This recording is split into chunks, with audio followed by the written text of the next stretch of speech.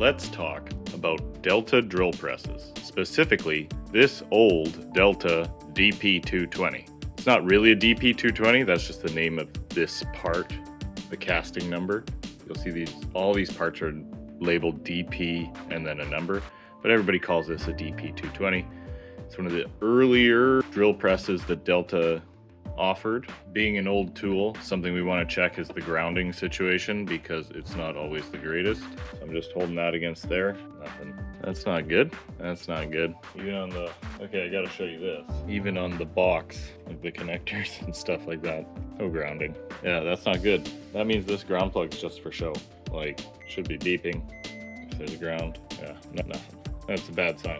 Not like a terrible sign, but you probably want to get this checked out before you plug it in. Because if anything in this old-timey electronics decides to give it up and short out, that electricity won't have a way out and could choose you. So, yeah.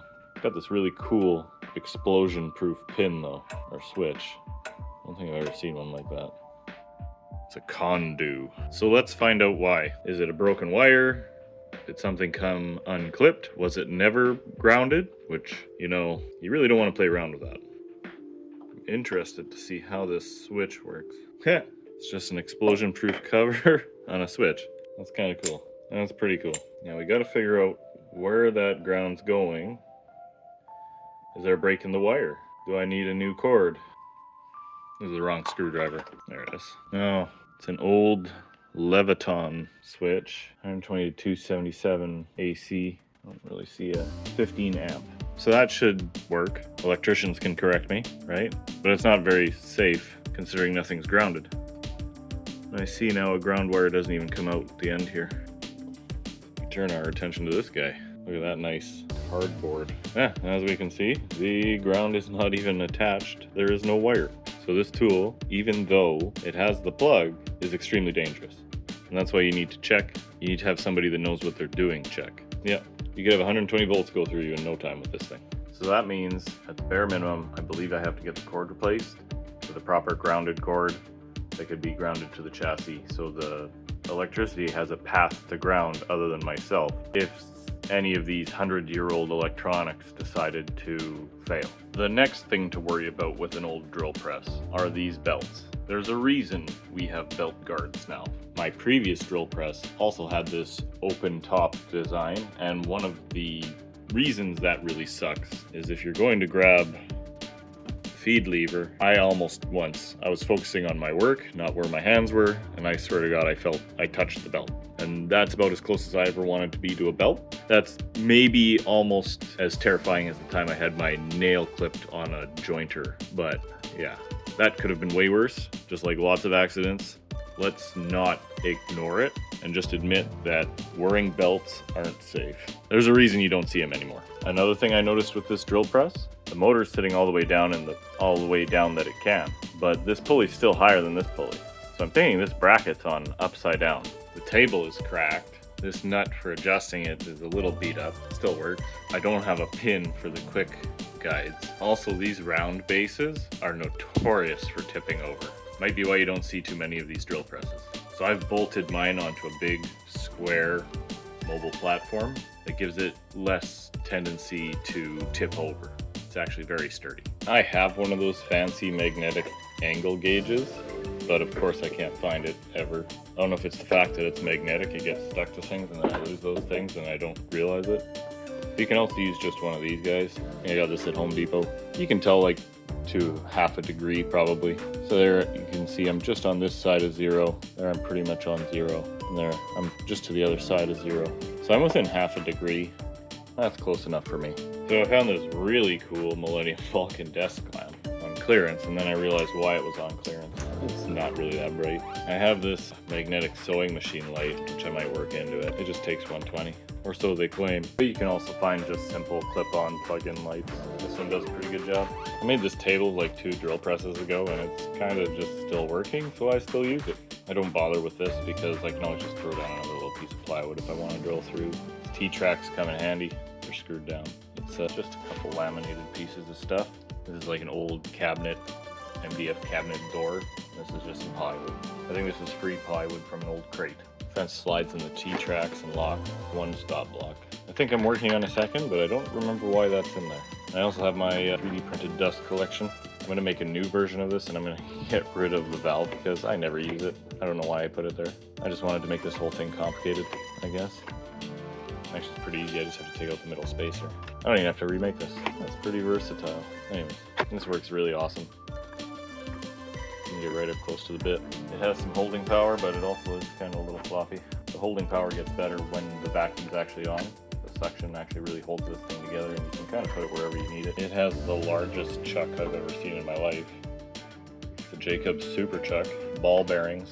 Like, this thing is just smooth. I tested it with a dial gauge. It runs true. I don't know if you can actually remove these. If anybody knows how, I'd like to know. But I actually pulled this whole shaft out, and yeah, no, I can figure it out. I know these spindles were interchangeable. They had them in the catalog. You can order different ones. It was basically the whole drive rod and everything. And one of the options was to buy a spindle with the Jacobs Super Chuck. You could also get a router chuck, and I believe you could get keyless chuck, maybe? There were a few different options for chucks, but you had to buy the whole spindle in the catalog. It's got a simple but effective height adjustment. I find it best if you just stand on the side of the table with the lever. You can then support the lever with, or support the table with one hand and undo the lever with the other. And then once you give it a little shimmy, it'll kind of move. You can use that almost like a brake, see? And then if you want to lift, remember, lift with your knees. It's a little more difficult. This is where you want one of those ratcheting ones. And to lift, you need two hands, one on each side of the table. I think it's because if you try to lift with just one hand, you're twisting this mount on the post, which increases the friction. You could also try lubricating this post, but I would use a dry film lubricant that doesn't attract dust. I find when it's time to lift, two hands on either side of the table. Try not to lift with your back. Lock. The thing I like about this style is that they're quick to move. You don't have to crank. The thing I don't like is the strain it puts on your back. So you do have to be careful about that. If you have a heavy piece of work on here, so you have a vise with a piece of metal in it because you're drilling a hole, lifting that could really hurt you. So you want to make sure you get your table set before you put anything on there. These are your depth stops, just two nuts. This one sets the height you can drive to, and this one locks it, so you see it move. I think this washer is actually supposed to be in between those. See if that makes a difference. I have holes for like Tommy bars, or drill bits. You use a couple drill bits to do that. Let's try putting this washer in between. Yeah, that made a huge difference. Thank goodness.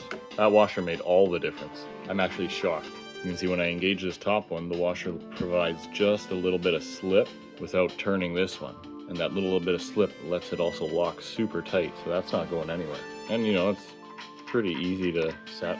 Works well. It still has its Delta repulsion induction motor, double shaft. So it's got a second shaft on the bottom here. So Delta would sell these motors because you could use them with lots of their tools. And usually when you bought a Delta tool like this, you would buy the tool, pick your motor, buy any accessories you wanted, and they had catalogs full of accessories. That made these extremely easy to set up for specific tasks. That's why you see them for auction every once in a while. You'll see a bank of like 5 of these in a row for milling, drilling, and tapping operations. Because you could get a router head, you get a milling bit holder, you get a milling head, right? I don't mean for like metal, I mean for woodworking and stuff like that. But you could also set up drilling and tapping operations. You could have drill, tap, counterbore on one machine without ever having to change a bit. One last thing, your chuck key should always be physically attached to the machine, otherwise it will slip into the black hole. I don't really like this one because it's kind of always in the way. Like you reach back to that side for the lever and everything, so I might switch it to this side, see if that helps. Might be, but I don't know about reaching across there to pull to, because you have a drill bit there, right? Like, so it's a bit of a conundrum. I could make a little hanger so it hangs up a little nicer. I think I actually just decided that that's what I'm gonna do. So I need to get this thing rewired, do a couple tweaks, and just give it a little bit of a cleanup. I'm not gonna make a video on how to rewire this because I'm not a professional. I wouldn't claim to know how to keep you safe. I just tell you what to look for. I'm gonna get this thing professionally rewired. If you know a link to a good video on how to actually rewire one of these, you can drop it in the comments. I was also thinking you could potentially permanently ground this thing, like physically just run a grounding lead from it. You might not have to rewire the entire thing. This cord's got a couple cuts and stuff in it. It's probably time to change it. That and the cloth wiring. Like, this could be 100-year-old cloth wiring. And I've seen this stuff. It gets really brittle and it'll just fall apart and you'll get a short. And if it's not grounded, and say you're standing barefoot, like some people do in their garage, you could be the path to ground. And it's going to go right through your arm, through your chest, and then down through your feet and into the ground. That doesn't sound like a fun time. So I'm going to get this taken care of by a local professional who owes me a favor, and you're going to do the same. Unless, of course, you actually know what you're doing and then go ahead and do it yourself. Okay, but seriously, I was just checking how bad this actually was. I thought the cloth wire would be the bad stuff. Cloth wire actually seems okay. But yeah, that's super brittle and just falling apart and has God knows what in it that I just touched with my bare hands I have to wash now. So it's rewired and I went with the magnetic light. Works pretty good.